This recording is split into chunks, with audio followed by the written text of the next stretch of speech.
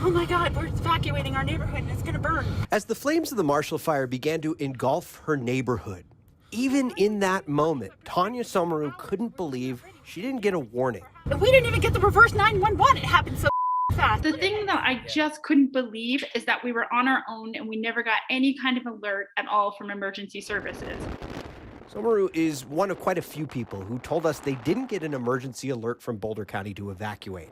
It's because the county uses a system called Everbridge that requires cell phone users to create an account in order to receive emergency alerts. So I've gotten other alerts for other emergencies on my phone. So I just assumed this would be like all the others.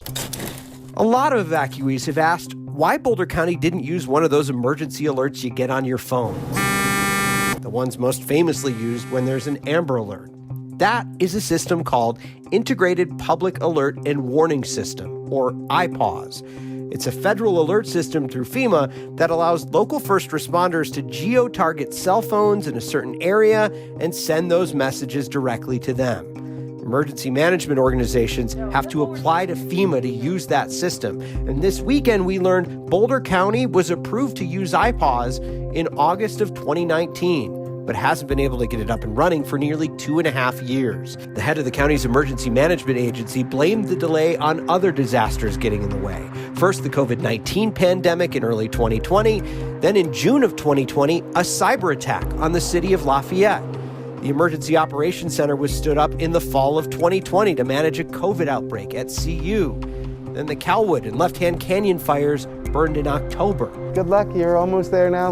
In early 2021, it was vaccine distribution, followed by the shooting at the Boulder King Supers. Director Mike Chard also told me the entire Emergency Operations Center had to be retooled to work in a virtual environment because of COVID.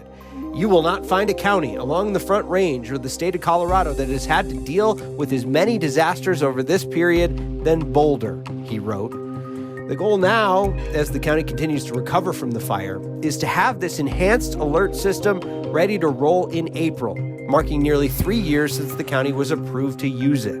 Too late for the Marshall Fire, but Somaru hopes this new attention will help get more people prepared. This, to me, was a very close call for a lot of people that I love in my neighborhood. I just want this. I want us all to get out safe, fast next time. Oh my God, you guys. Steve Stager, 9 News. The head of Boulder's OEM told Steve the county has planned a final training and orientation for this new system on March 3rd.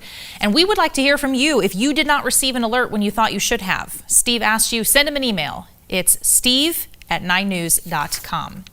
Boulder County had another evacuation tool that they were not able to use during that fire. The warning sirens set up all over the county were not used because the county did not pick wildfire as one of the settings. The Office of Disaster Management told us that is because they can only set them for 6 kinds of threats, and they left wildfires out. The sirens use a tone and a recorded voice warning.